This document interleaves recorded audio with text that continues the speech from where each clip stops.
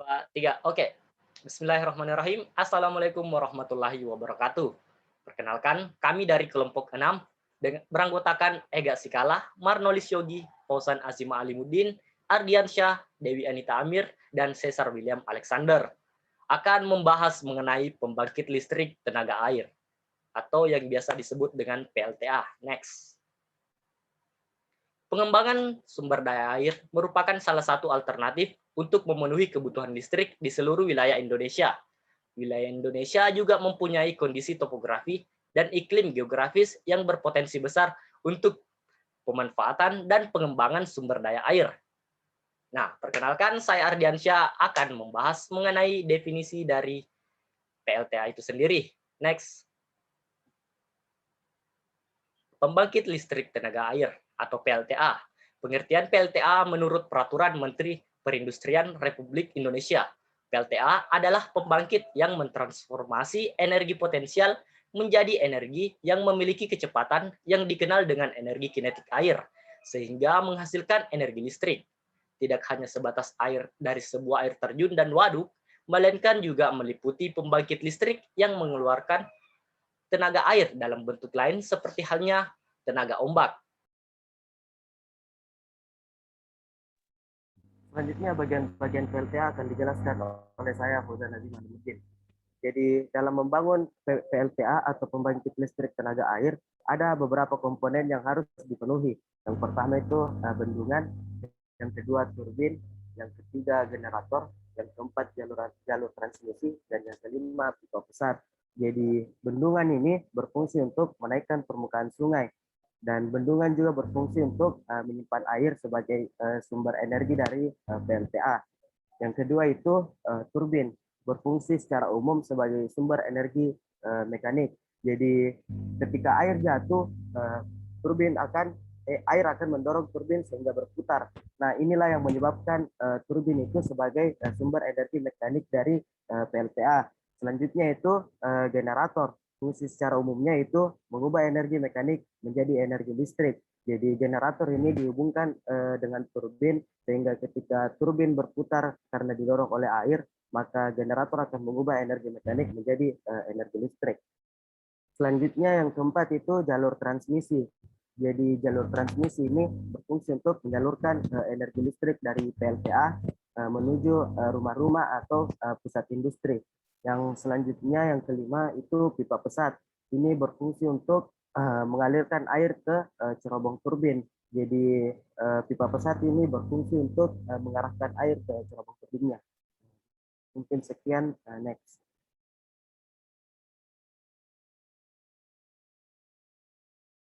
Baik, selanjutnya cara kerja pembangkit listrik tenaga air akan dijelaskan oleh Cesar William Alexander.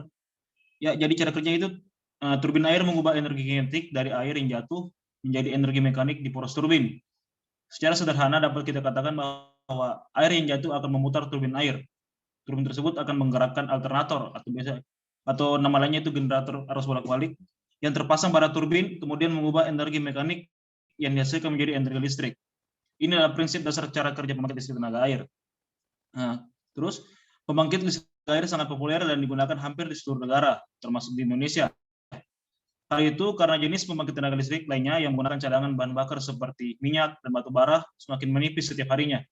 Di samping itu, PLTA juga digunakan untuk saluran irigasi dan pengendalian banjir. Next.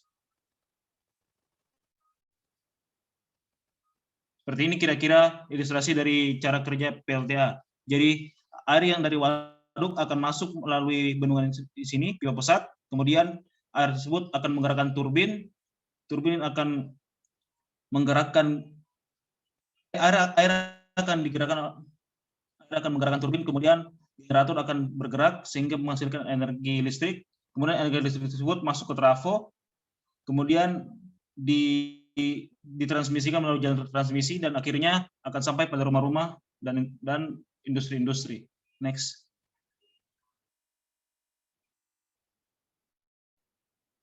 Ya, kemudian cara kerja turbinnya. Turbin hidrolik akan mengubah energi air yang mengalir menjadi energi mekanik, di mana turbin yang terhubung dengan generator akan digerakkan sehingga generator hidroelektrik mengubah energi mekanik menjadi energi listrik. Kemudian pengoperasian generator didasarkan pada prinsip-prinsip yang ditemukan oleh Faraday. Faraday menemukan bahwa ketika sebuah magnet dipindahkan melalui sebuah konduktor, maka listrik akan mengalir. Next. Pada generator besar, elektromagnet dibuat dengan mengalirkan arus searah melalui loop kumparan kawan di sekitar tumpukan laminasi baja magnetik yang disebut kutub medan dan dipasang pada perimeter rotor. Rotor yang terpasang ke poros turbin akan mulai berputar pada kecepatan tetap. Ketika rotor berputar, maka menyebabkan kutub medan elektromagnet bergerak melewati konduktor yang terpasang di stator. Hingga akhirnya akan tercipta aliran listrik dan tegangan pada terminal keluaran generator. Demikian penjelasan dari saya, akan saya serahkan kepada pemateri selanjutnya.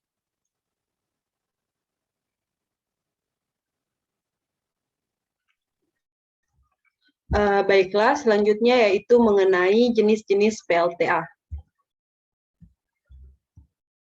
Nah, untuk jenis-jenis PLTA yang pertama yakni jenis PLTA yang dibagi berdasarkan tinggi terjun PLTA itu sendiri. Yang pertama ada PLTA jenis terusan air atau waterway. Nah, PLTA jenis ini merupakan jenis PLTA yang mempunyai tempat ambil air atau intake di hulu sungai dan mengalirkan air ke hilir melalui terusan air dengan kemiringan atau gradien yang agak kecil.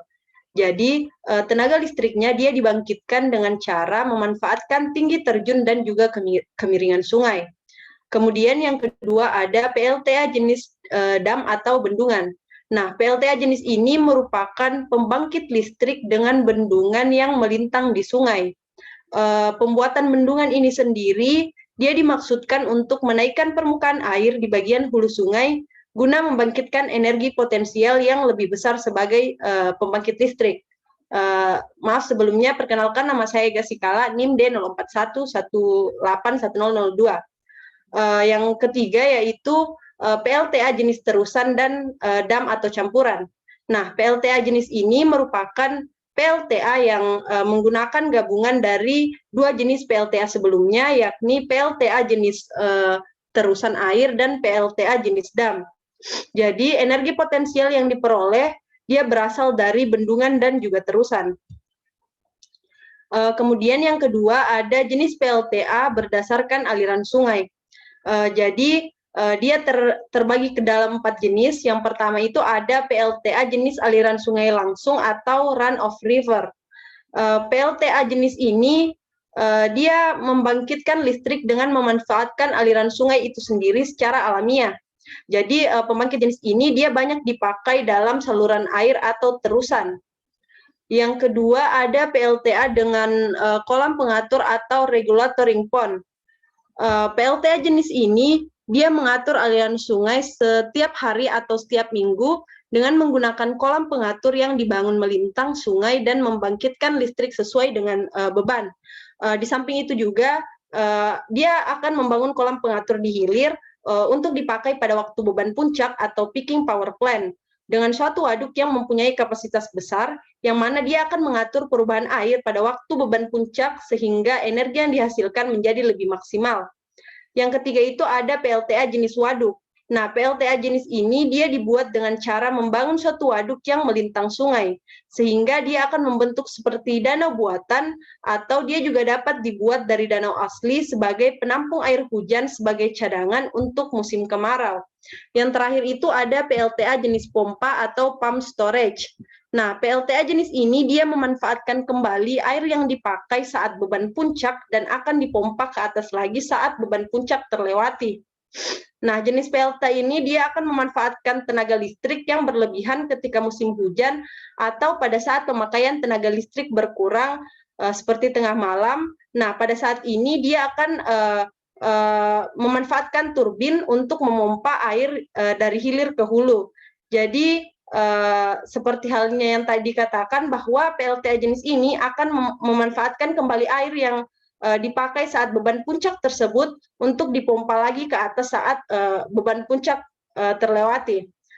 Saya kira sekian dari saya persilahkan ke pemateri.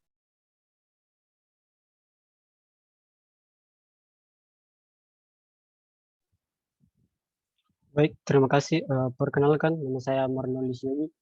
Nah, Di sini saya akan menjelaskan tentang kelebihan dan juga kekurangan dari pembangkit listrik tenaga air ini. Mungkin yang pertama kita lihat dari kelebihan PLTA. Yang pertama yaitu dia tidak menimbulkan polusi udara. Tidak menimbulkan polusi udara karena dia itu menggunakan air untuk memutar turbinnya, tidak seperti pembangkit listrik lain seperti batu bara yang menghasilkan polusi udara. Yang kedua, PLTA dapat melayani perubahan beban yang cepat, sehingga sangat penting untuk membantu menjaga stabilitas serta keandalan sistem tenaga listrik.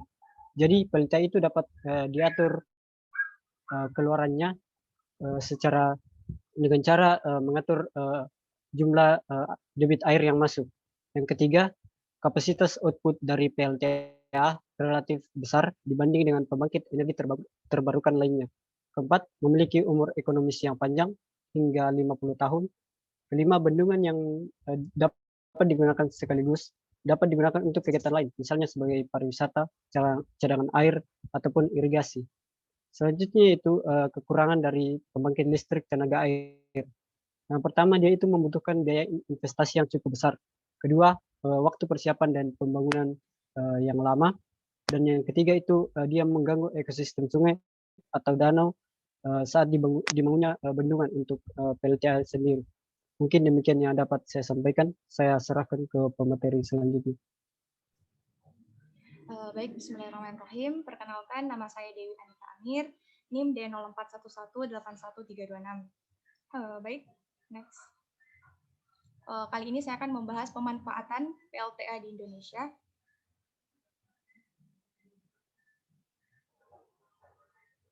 Pemanfaatan PLTA di Indonesia. Indonesia mempunyai potensi pembangkit listrik tenaga air atau disingkat PLTA sebesar 70.000 MW. Potensi ini baru dimanfaatkan sekitar 6% atau 3,529 MW atau 14,2% dari jumlah energi pembangkit PT PLN. Pandemi COVID-19 ini menjadi momentum tepat untuk mengembangkan energi bersih di sektor kelistrikan untuk mendukung pemulihan ekonomi hijau saat ini. PLTA juga memainkan peran penting menyediakan energi bersih dan terjangkau dalam krisis pandemi yang sekarang melanda dunia.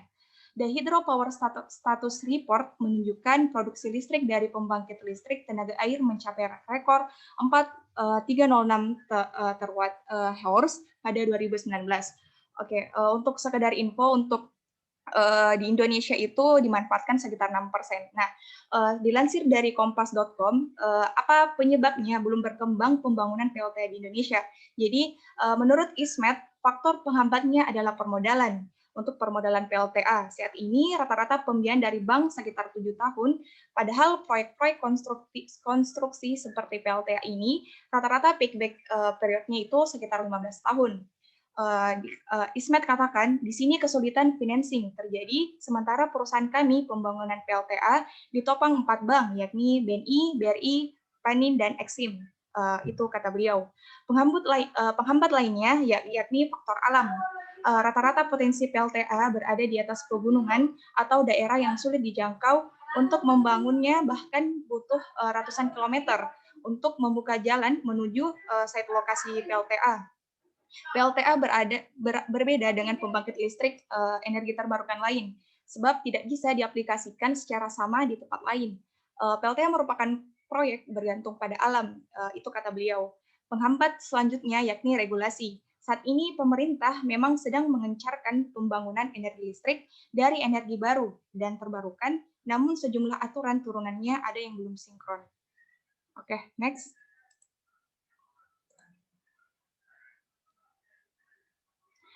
Sebelum masuk ke pembahasan PLTA Batang Toru untuk salah satu contohnya pemanfaatan PLTA di Indonesia, PLTA juga bermanfaat bagi sektor pariwisata. Nah, dari sektor pariwisata ini pengunjung bisa menikmati pemandangan alam berupa gunung, danau, dan wisata kulinernya menjadi daya tarik pariwisata. Pemandangan alam tidak hanya menjadi objek wisata di kawasan Bendungan Jatiluhur, terdapat pula objek pariwisata lain yang tersedia di sana, seperti kolam renang dan ski air yang secara langsung menghadap ke danau. Jadi ini bendungan ada di Jatiluhur.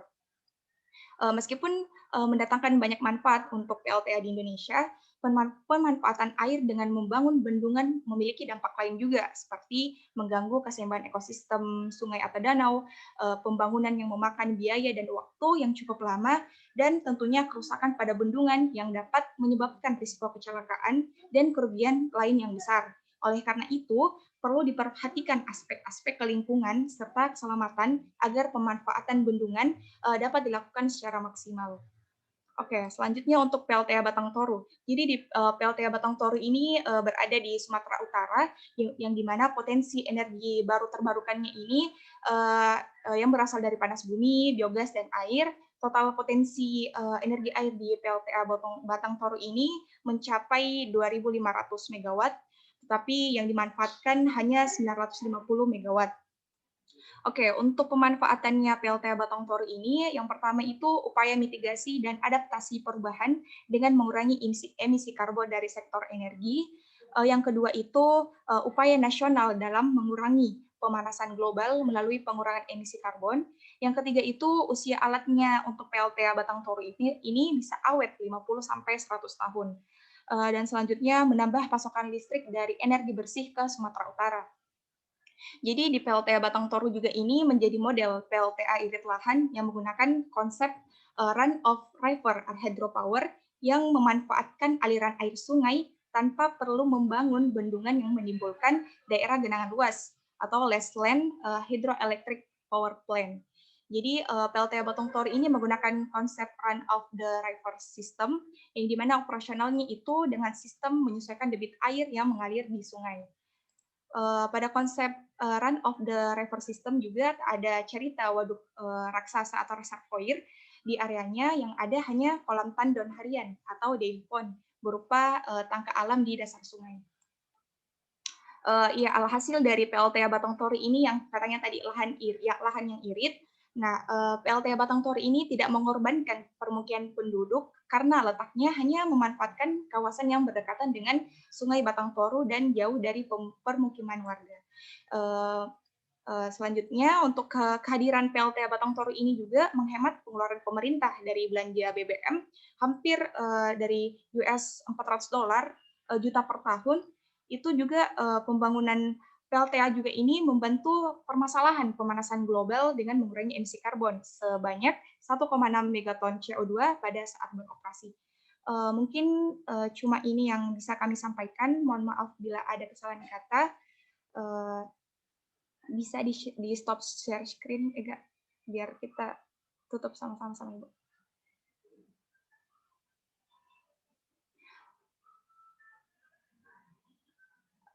Baik. Baik, kami dari kelompok 6 mengucapkan mohon maaf bila ada kesalahan kata selama presentasi. Wabillahi taufiq wal hidayah. Wassalamualaikum warahmatullahi wabarakatuh.